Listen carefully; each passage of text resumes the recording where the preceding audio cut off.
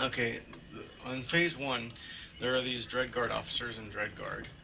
The first thing we need to do is kill the Dreadguard officers because they're going to heal the Dreadguards. They're going to come in waves, so it's going to be the first row, second row, and so on and so on.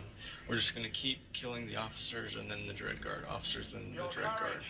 Second, Sonic the Hedgehog is going to come out. We're going to start killing Sonic the Hedgehog. At one point, he's going to do the Sonic the Hedgehog thing where he starts spinning around.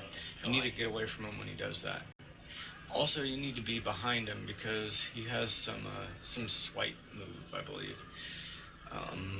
He has an acid attack on the tank where he's gonna push the tank really far away.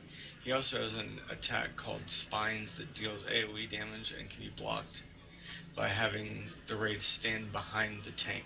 We did not know that from before, actually. Did you guys know that? No. Okay, so the battle. yeah, so you can have an attack called Spines that deals AoE damage, but can be blocked by having Raid standing behind the tank. Additionally, he has a high AoE attack called Leap Slam that is fairly infrequent. Now, when he does that, he just jumps up and down. We can't get away from it or anything. We just heal through it. Okay, and then he does this spinny thing where he like spins around like Sonic the Hedgehog, all crazy like. This is a big dragon, by the way. Okay, and then next there's phase 3, which is Nightmare Manifestation, which is where one random member will be placed in a room, and you're gonna have to fight your companion, which has 24k HP. So you just have to solo them and not die. So you've got to be good. Just don't suck at your job. And then there's a force pool. This is a huge push directed at the tanks that will knock them into the exhaustion zone and act as a possible tank swap mechanic. So as soon as someone gets pushed back, they're going to have to run right back before they die, and we'll try to pull them, but usually they're out of range of us, so it's irrelevant, and they just have to run anyways, and we'll swap them. And the tanks will call that, and they'll take care of that. So the two that don't know the fight, you two don't have to worry about that. Yeah. And then there's Chained Manifestation.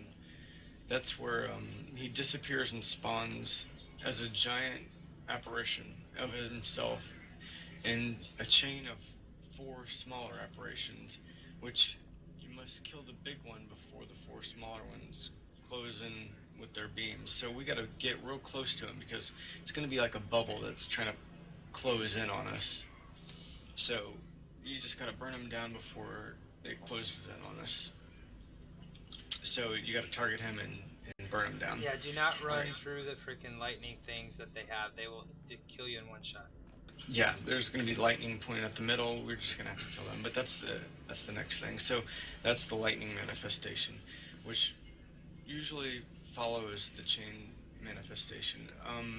He'll disappear and spawn 4 apparitions that we just need to kill all 4 of those. Usually we'll either burn 1 at a time or 2 at a time. Sometimes Cordy like solos 1 while we try to kill another one or something like that because he's Hoss. And then the Force Lightning and Thundering Blast both are attacks directed at random raid members that will damage them and anyone near them.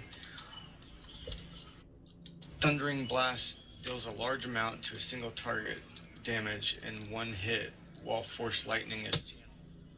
And so when he does that, if you're near someone, they're going to take the damage as well. And then after that happens, I think that actually happens twice, anyways, it's like rinse repeat. Then the Kell Dragon comes out again. When the Kell Dragon comes out again, he appears this time and takes much more damage. He deals around 1k every 2 seconds via an AoE attack called Power of the Master, which tears us up because everyone's taking it. So it doesn't sound like a lot, but really it is. So when that comes up, we should throw down a scramble field, right? Yes, throw down a scramble field and call the scramble field, and then it's an AoE burn. Okay. Then it's a burn phase, but really we can wait for that burn phase. You can burn him down and try to hurry, but yeah, we should actually, because that's when we usually die. Now, as Striker is about to die, he throws a saber at a random raid member and knocks them back into the exhaustion zone. The knockback deals 10k damage alone, not to mention when you get in the exhaustion zone, I can't remember how much it is, but it's like, I can't remember, like 1300 damage or something like that a second, or some kind Yeah, of crazy, Dr. Jones said they'll brown stuff left and right, huh? Yeah, any kind of the puddles, like when you see the water, that you're going to be in the exhaustion zone, so whenever you get in that, just run back. And if you really need a pool, then say your name and pool, you know. So that's pretty much it. When we get in there, you'll see how the fight is. I might be missing something, but that's an overview. We should just own this guy the first time because we're awesome. So let's do it, guys. I am a game changer. God. Rapid, best gunslinger. Where's Rapid when we need him? Alright, you mark